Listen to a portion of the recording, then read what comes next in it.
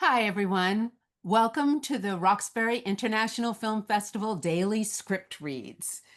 Ah, this is our next to the last day of script reads. Tomorrow we get a double feature.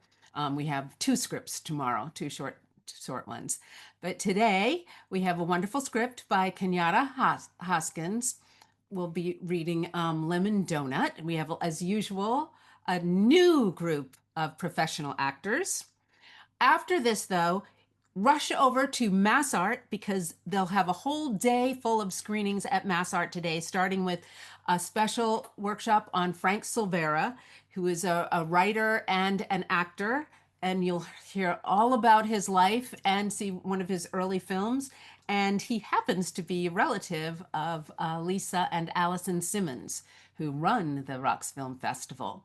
So rush over to Mass Art. And then after seeing all of those screenings, you can then go to Two Saints for the filmmaker hangout tonight. But without further ado, I want to introduce our reading of today, Lemon Donut. Yeah, my name is Kenyatta Hoskins, so I'm the writer. Hi, Maya, a 25-year-old Black woman who's also a cancer survivor.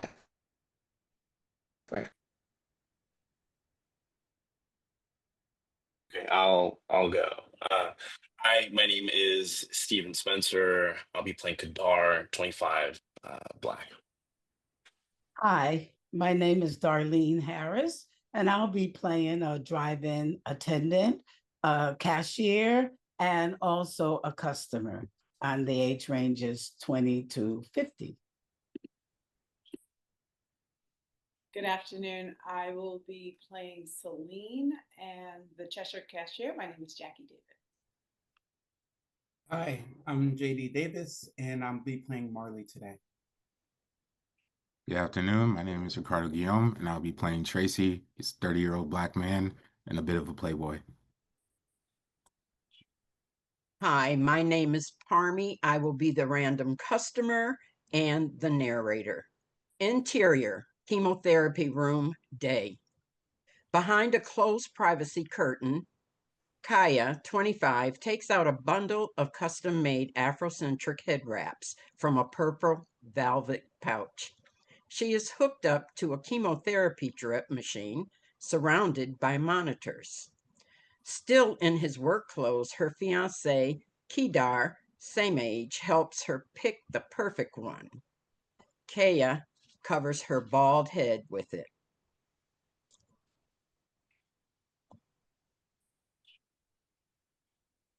Like it?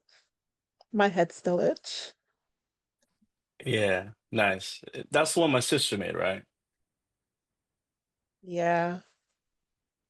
There's a donut on the bag. back on the table next to her.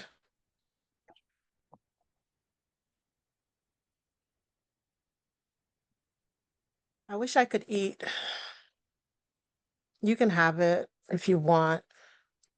I miss my appetite. That tickles, babe. What am I writing? You're my world.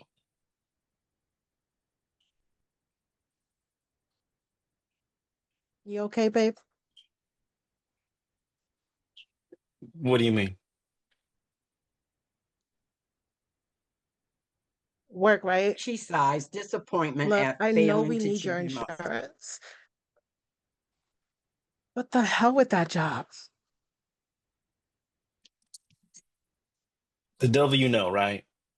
Work hard enough not to get fired, they pay you just enough not to quit.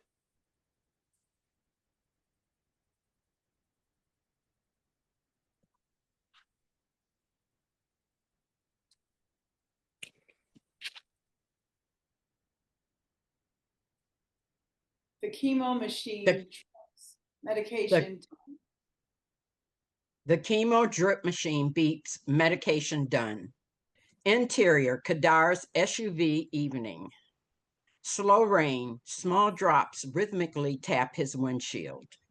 Daydreaming, fiddles his yellow cancer bracelet. snaps it, which snaps him back into reality.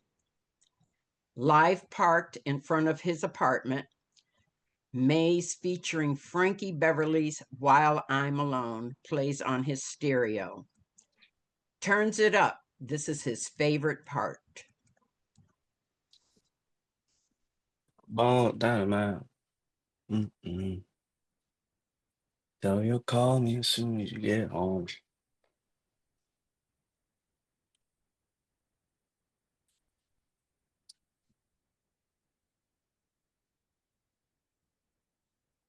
Interior, Kaya and Kadar apartment, hallway entrance night.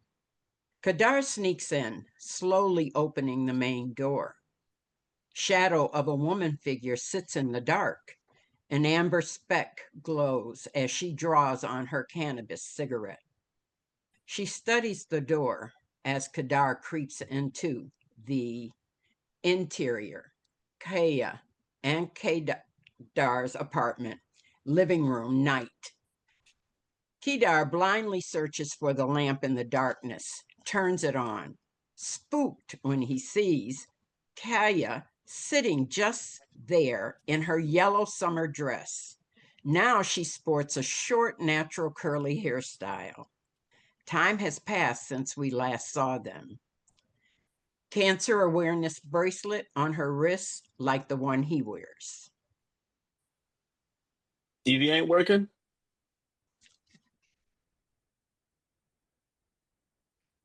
You're looking sexy. I've been thinking about you all day.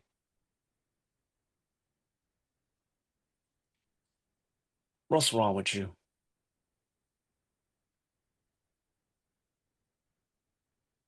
We need to talk. About?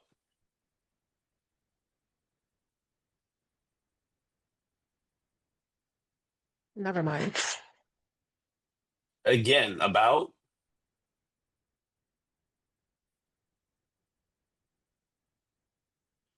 I just have a single, simple, solitary question for you.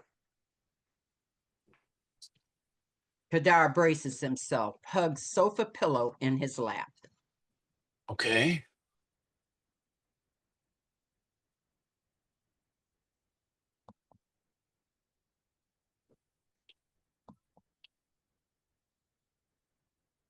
Did you eat my lemon donut? What donut are you talking about?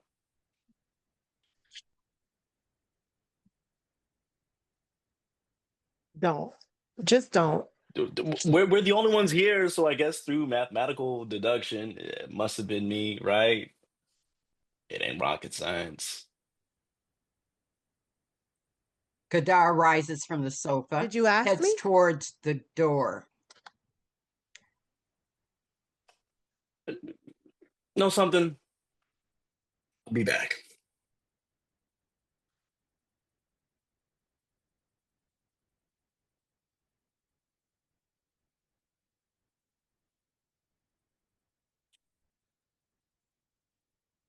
Where are you going? Right before he hits the door, his back to her, she pokes him with,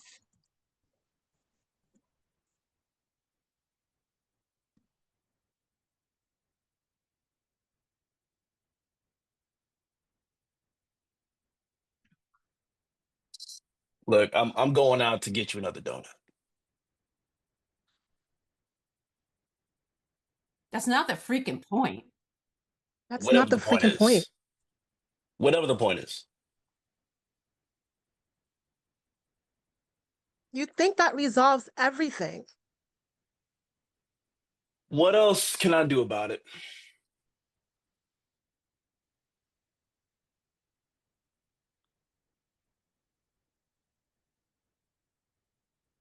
How about not doing it in the first place?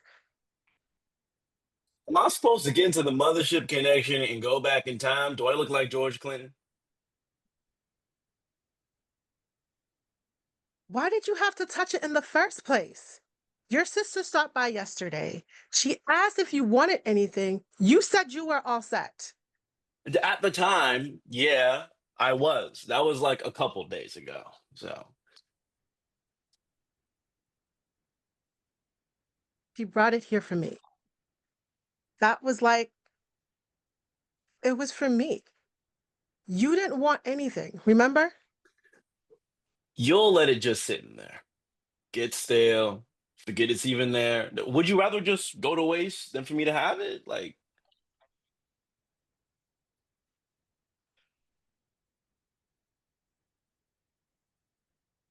I don't care.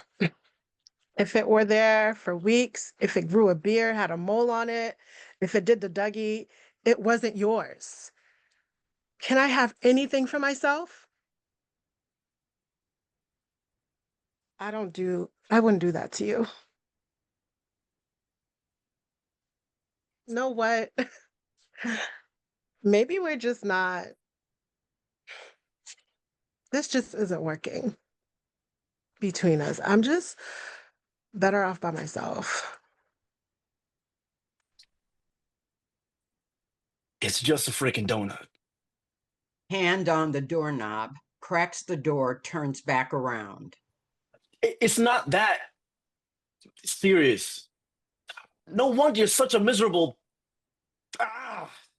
He slams the door, threshold rattles.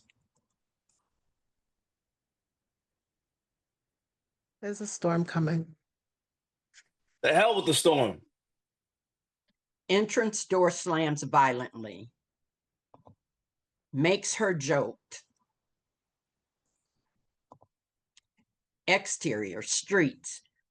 Kedar's SUV evening. Kedar searches through the night for the infamous, mystical, magical, majestical donut. Kedar's eyes light up when he sees exterior, unsavory donut shop number 1, evening. Looks open. Gaggle of homeless people, panhandling vagrants, and other unsavory elements. Kedar pulls up to the parking lot. I don't think so. It ain't that serious. Drives away. The hunt continues. Before coming across exterior, abandoned donut shop number 2, night. Closed parking lot, boarded up, vandalized with explicitly vulgar graffiti. Emergency vehicles everywhere. EMS cart out a body bag on a stretcher of the boarded up desolate building. This ain't a good sign. Creeps away. The hunt continues, finally coming to exterior. Overcrowded donut shop number 3, night. The drive-through line seems to go on forever. Crowd inside is worse. Kedar sighs deeply, looks exhausted, decides to pull into the exterior. Overcrowded donut shop number 3. Drive-through night. At last, Kedar pulls up to the speaker. He already knows what he wants. He reads the menu board to keep himself distracted. Time passes. Finally, Kedar reaches the speaker to order some distance away from the pull-up window. May I take your order, please? Yeah, can I have a lemon donut? No, make that 3 lemon donuts. Will that complete your order? Sure, yeah. Oh, that will be pull up to the The broken speaker box gets worse the more he talks. What? Okay. Whatever. Moments later, the vehicle ahead of him is taking forever. Oh man, what's taking so long? Finally, the car ahead of him gets his order, and it's a ginormous order. Jesus, you bite up the whole store?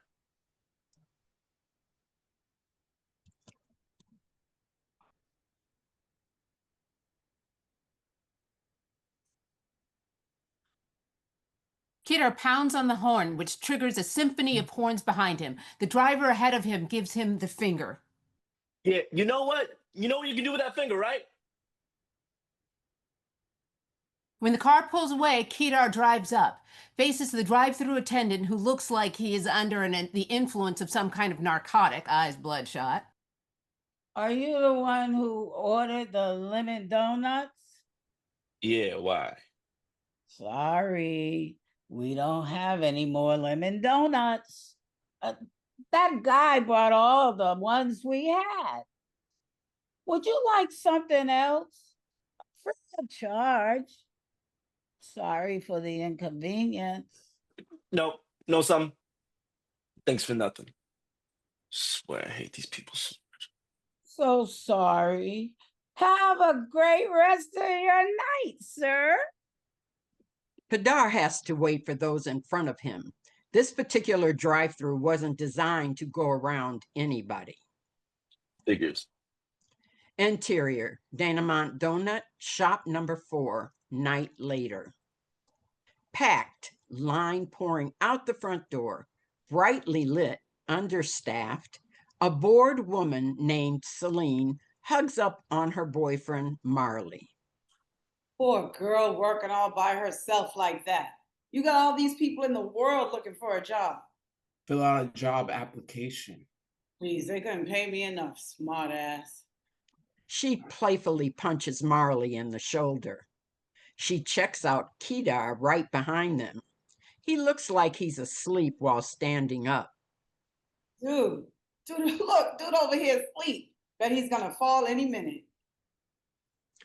Marley sneaks a quick look-see, sucks on his vape, blows out a puff of smoke. Don't look so obvious. She elbows him in the side. All right, damn girl. Marley clandestinely peeks again, laughs, almost chokes on his smoke. I bet you some money he's going to fall in 1, 2, 3. I'll double that bet. Y'all know I can hear you, right? Some dude named Tracy enters. His head has a sea of waves, typically pretty boy, letterman jacket, screams college playboy, faces the crowd, feigns politeness. Assalamu alaikum, fine, beautiful black folk. Gives them a cocky wink and bow. He saunters straight past disgruntled customers toward the tired-looking cashier. The line is back here. My bad, God. Everything's all good? Tracy accidentally grazes into Marley, makes him drop his vape pen. Without saying excuse me, Tracy approaches the cashier. Hey, what's good? By yourself tonight, I see? Someone in line sucks their teeth. A collective moan. All right, calm down, calm down. I ain't ordering. I know her. Are you gonna let him just bump into you like that? Yo, bruh. Word is excuse me. Yo. Hey, yo. Conversing with the cashier, Tracy acknowledges Marley after a moment. The Southern accent turns hood real quick. I know you ain't talking to me. Hey, hair-hatted hood rat. Take the batteries out your man's back before I put hands on him. Are you gonna let him disrespect me like that? What the bleep ass bleep? I'll dog walk your bleep all over this mother bleeper in a real way. Tracy chortles as if he just heard the funniest joke ever. Hey, yo. Dude's wearing all black Air Forces, high tops, diabolical. Think, man, think. Good point. Customer's patient level at this point is running on fumes. You're gonna have to go to the back of the line, Tracy. Oh, It's like that now? Don't pay attention to that Down syndrome big head nigga. Please, have mercy. I'm the only one here. All right. My bad. God damn.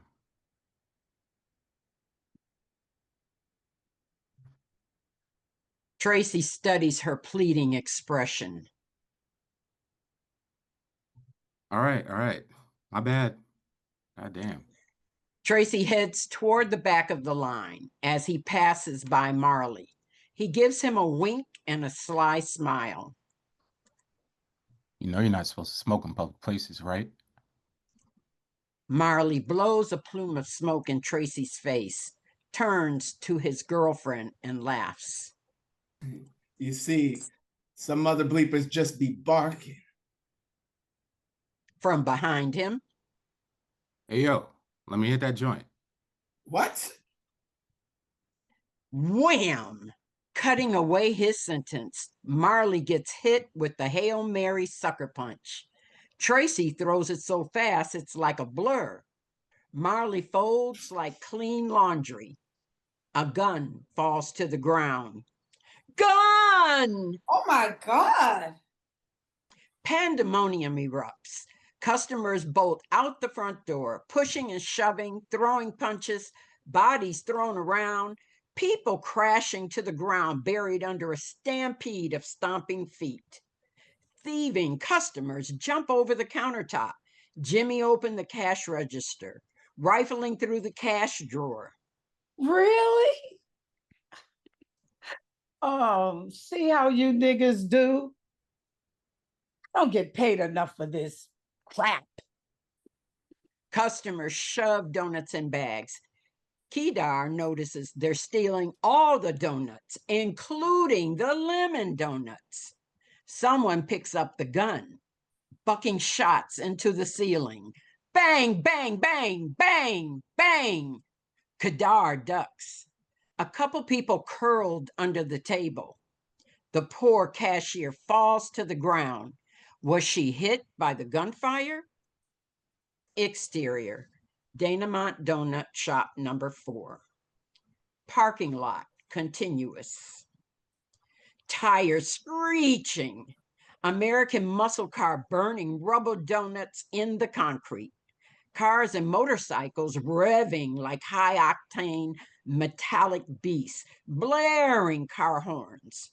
Glass breaking. Someone gets thrown out of a large front window. Cars peel out of the drive-through, cars ramming into each other, demolition derby style.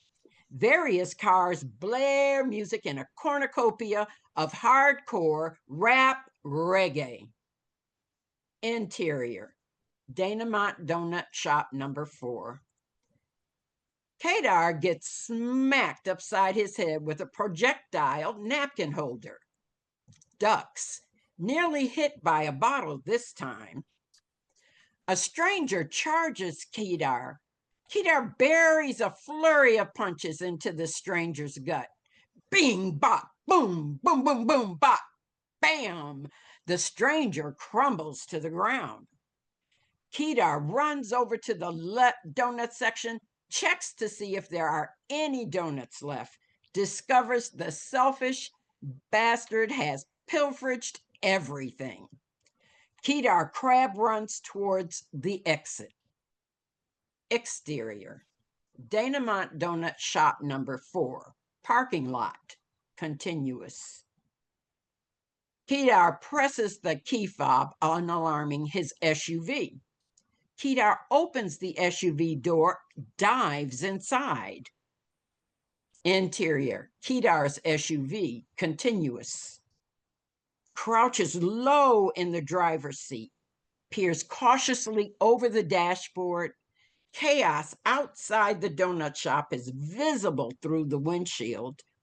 A car explodes quickly, enveloped in a fiery inferno. People dance around it like a bonfire celebration, screaming battle cries. People suck. A frantic dude slams his body into Kedar's SUV, attempting to open the locked passenger door. Tense, alarmed, Kedar grips the steering wheel with one hand, posture rigid. His face reflects urgency. The frantic dude fails to open the door, leaps onto the SUV's hood, incessantly pounds on the windshield with both hands, his face contorted in feral anger. Kedar turns the SUV's key in the ignition. Dashboard lights up, presses the accelerator, pedal with force, SUV lurches forward. The frantic dude clings desperately to the hood as it accelerates. Body sprawled across the surface of the hood, hands grip the edges tightly. What the hell is going on tonight? Kedar's foot slams onto the brake pedal, flings the frantic dude airborne, lands on the cracked asphalt. Body tumbles before coming to a stop. Almost running over the body on the ground, the SUV speeds away from the scene, its taillights glowing red as it disappears into a dimly lit street. The fallen stranger lies motionless. Interior, Kedar's SUV evening, moments later. Crestfallen, wondering if he had just killed someone. To block out his inner thoughts, he turns up the radio playing. The Sky is Crying by Gary B.B. Cole, his guitar whining with such sweet melancholy. A drop of rain hit his windshield, then another and another. Before you know it, the rain pours down with a vengeance. Damn, what else can happen? Bing! Cell phone text notification reads, "Where are you? Get out of the storm." Kedar doesn't respond, but abruptly perks up when he sees exterior, desolate donut shop number 5, evening. An uncrowded donut shop. He pulls up to the drive-through window. Exterior, desolate donut shop number 5, drive-through evening. The drive-through attendant greets him with the hospitality of a Southern auntie. Her mask has a Cheshire smile drawn on it. She pulls her mask down to her chin, exposing a perfect set of teeth. Hello, I hope you're having a jazzy evening. What can I get for you? I appreciate 3. No, make that 4 lemon donuts, please. Please, please. Sure, it'll be my pleasure. And would that be all, handsome? Yes, I deeply appreciate it. More than you'll ever know. The cashier prepares his order. She actually puts 6 of those powdery goodness into the bag. You know something? When I saw you pulling up, it just looked like you weren't having a good day. Tell you what, let this order be on me, on the house. Just know it'll be greater later, honey. She hands him the precious bag. God bless you, sister. You have a wonderful rest of your shift. Hope to see you again very soon. Good night, sweetheart. Exterior, Kedar's SUV evening. Kedar smacks his own face, eyes getting heavier, fatigue setting in. He runs a red light, narrowly hits a screaming pedestrian in the crosswalk. My bad. Come on, stay awake, stay awake. Turns up the radio. You're almost home. Sheets of hard rain come down like crazy. I don't know what to do. I don't know what anything means anymore. Give me a sign. Something. Thunderclaps, rattling the vehicle. He jolts. That's all you got. Seconds later, lightning sets the night afire. Kedar ducks. Damn, that's how you feel? You know, so maybe you're right. I understand now. I think. Interior bedroom later. Kaya has the blanket pulled up to her neck, fake sleep. Kedar cuts on the big light, drops the bag of conquest by her head. She doesn't move. Kedar clears his throat to get her attention. She sucks her teeth.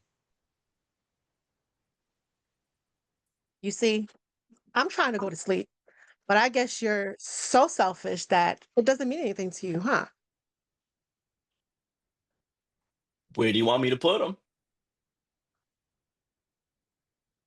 Whatever. Fine. Now shut off the lights. Or do I need to go sleep on the couch? No. Thank you. Fucking fuck. She rolls over violently, wraps the covers around her. What the fuck? What do you mean, fuck? Fuck what? Leave me alone. Go somewhere. No. What does fuck mean? Fuck, fuck, fuck, fuck, fuck. Fuck means just that. Fuck. What the fuck are you yelling about anyway? I told you. You just leave me. Let it be. I'm the one still without a fucking goddamn donut. What the fuck a fucking donut? Who gives a fuck about a fucking donut? I just got you a donut. It's 6 motherfucking donuts. Are you blaming me? I told you this would not happen. See, I never freaking goddamn. I bust my goddamn motherfucking ass to get you those motherfucking donuts. You ungrateful as fuck, man. Nobody asked you to do that. Motherfucking dumbass romantic shit. As if I didn't love your pretty fucking ass so goddamn much. You wanna kiss me? You motherfucking ass. And just maybe I'll kiss your goddamn motherfucking sexy, pretty ass. You motherfucking sexy mother. No, you're the sexy motherfucker. I'm motherfucking lucky as fuck. She crashes her body into him, smashes her lips into his. Now, fuck that shit. I'm the luckiest motherfucker you ever saw. With animalistic ambition, they claw at each other's clothes. She hops into his arms, wraps her legs around his waist. He holds her up. They fall back into the bed. This isn't sex or effing. They are making love in a real way. Interior, bedroom morning. Kedar snores himself awake, wipes away the drool with the back of his hand, snatches the sleep out of his eyes. Startled, once he realizes Kaya sitting on the corner of the bed, just staring, sipping a cup of coffee. Goddamn, girl, why you being creepy? Hey, big head. Looked like you were having an interesting dream. So, what were you dreaming about, huh? I don't know. Another cup sitting on the nightstand adjacent to him. He sits up. He also notices one of the donuts he successfully acquired last night in front of her, with a bite taken out of it. He anticipates her reaction.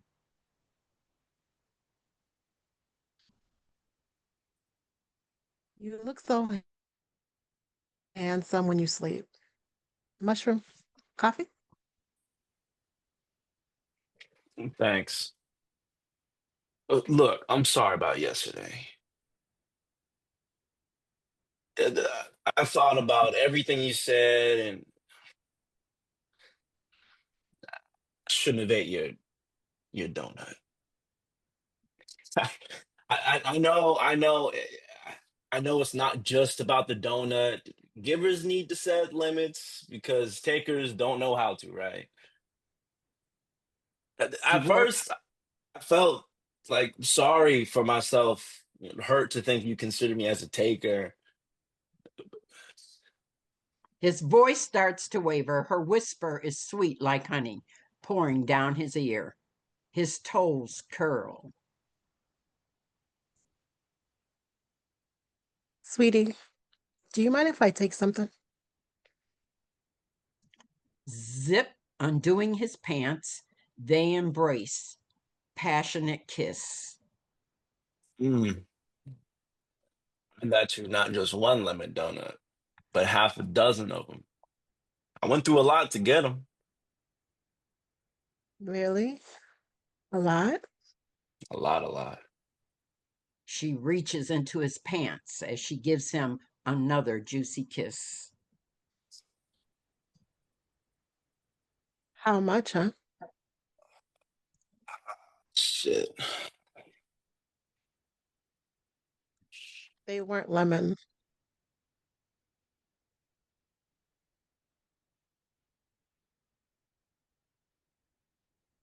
They're the ones filled with that nasty ass white cream on them.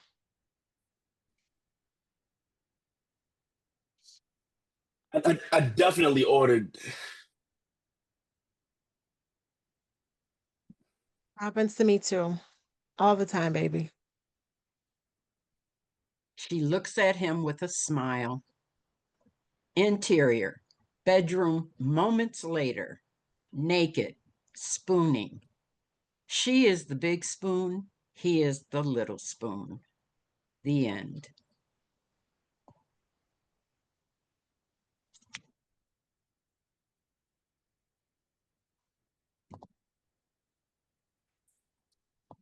Okay. Great job, everyone. Woohoo! So that was a piece of lemon donut. And we now have our writer back on. And applause to all the actors and to Kenyatta Hoskins. Thank you for sharing this with us, Kenyatta.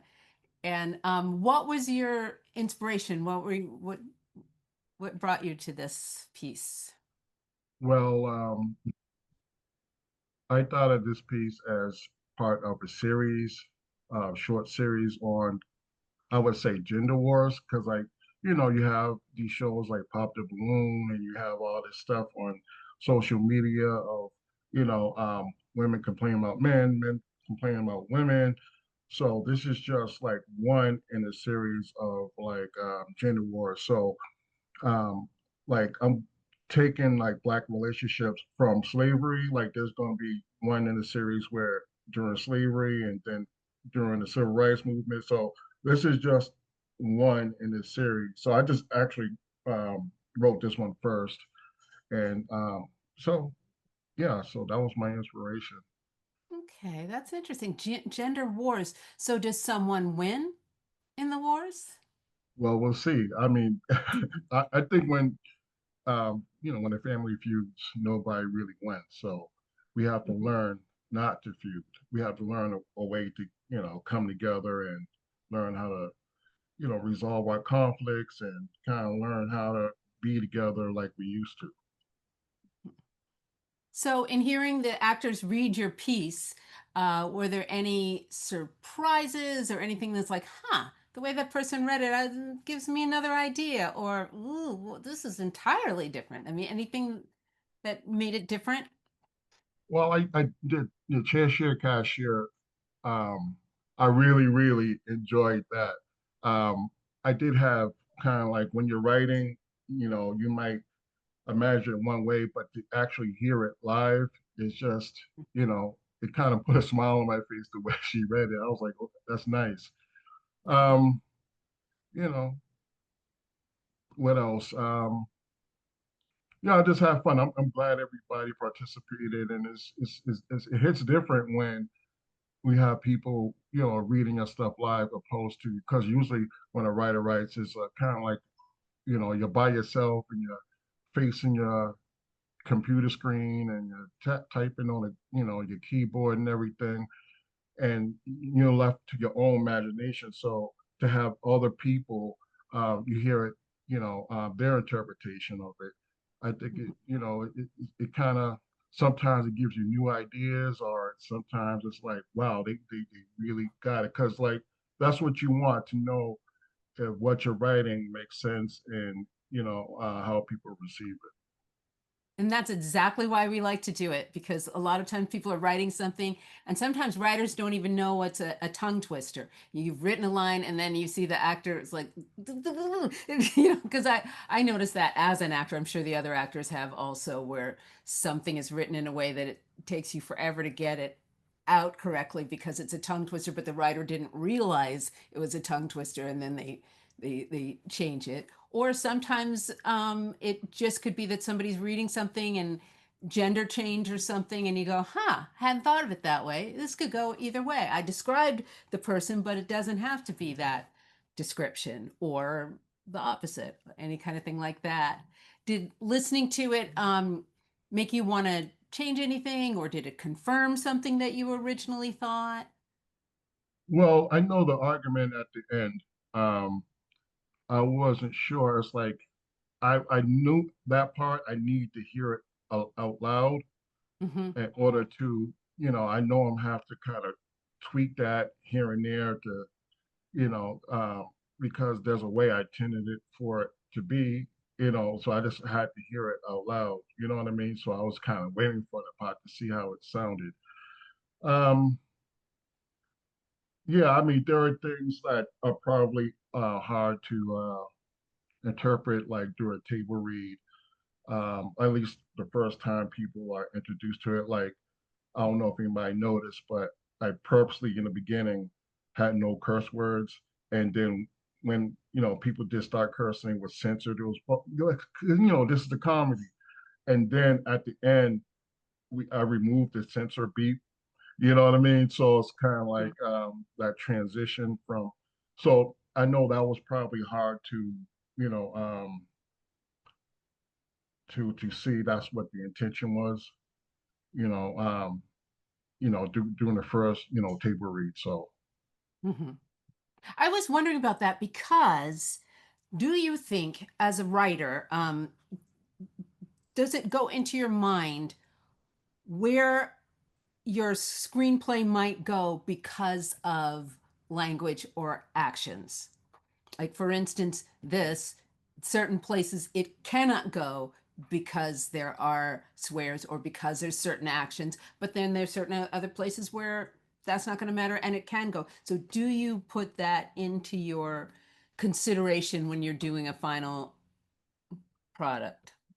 yeah, I mean, you kind of make a determination who the attendance audience is. Is your attendant audience, are they going to be bothered by it?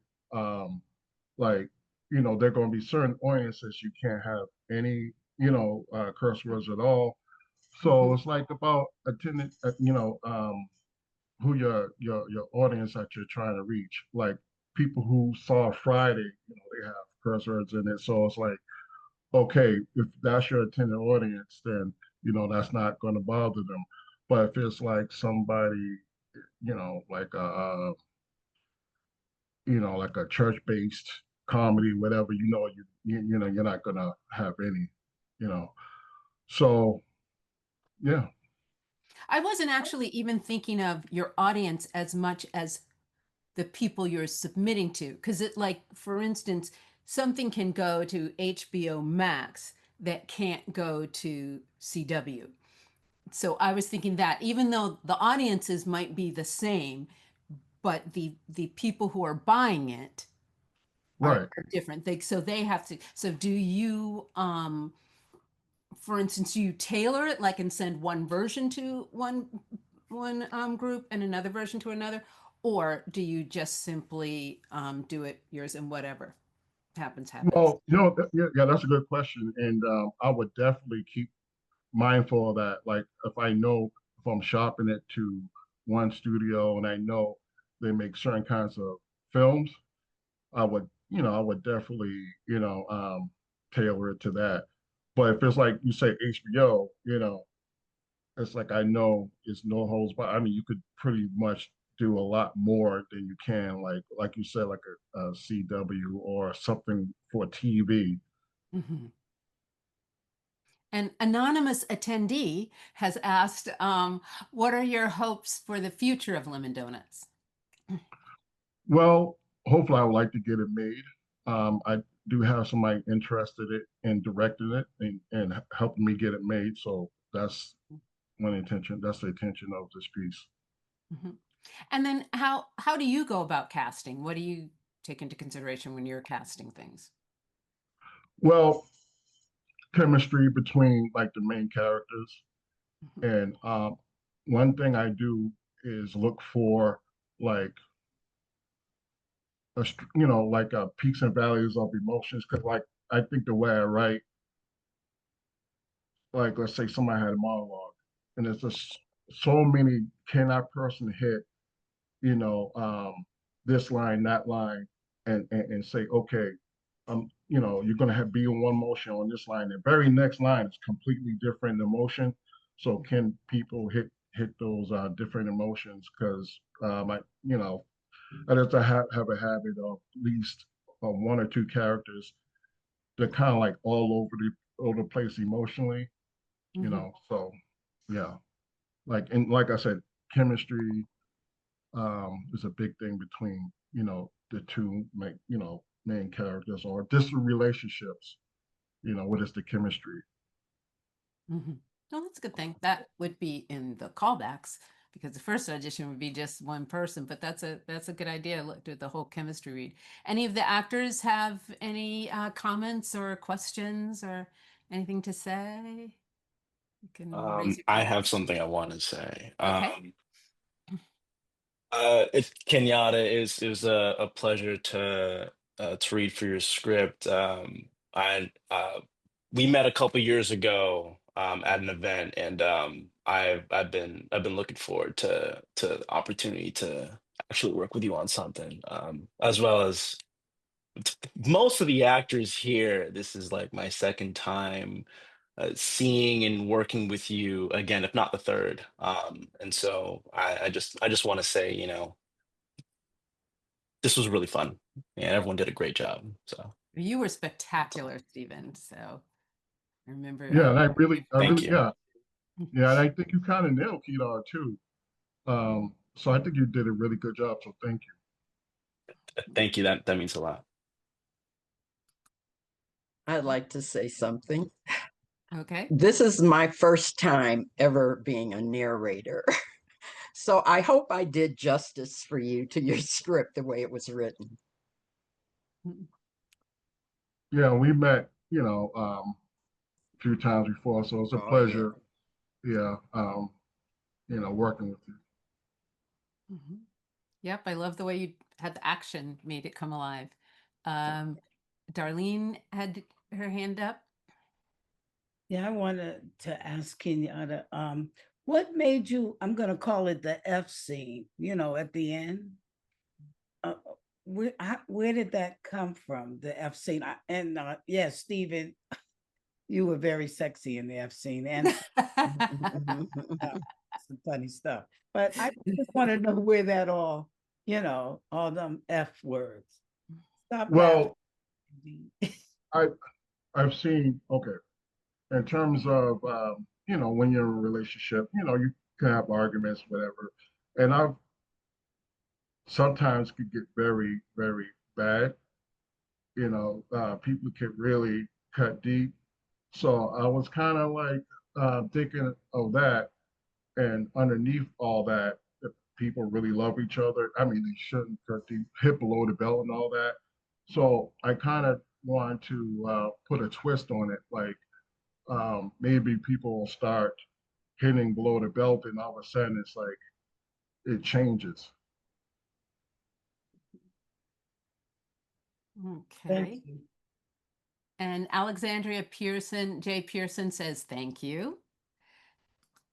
And if there are no more, we will end it here so that people have time to get over to Mass Art for the free presentation on Frank Silvera at Mass Art at 1:30. Oh, wait, looks like there's one more question. David J. Curtis said, great job, everyone.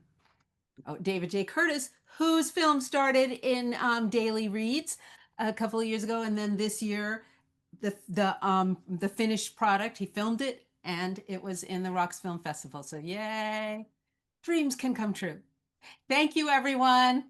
Excellent job. Thank you, Kenyatta. Thank Hope you'll you. be Thank you. bringing scripts every Thanks, year. everyone. Thank you. Bye. Thank Kenyatta. you.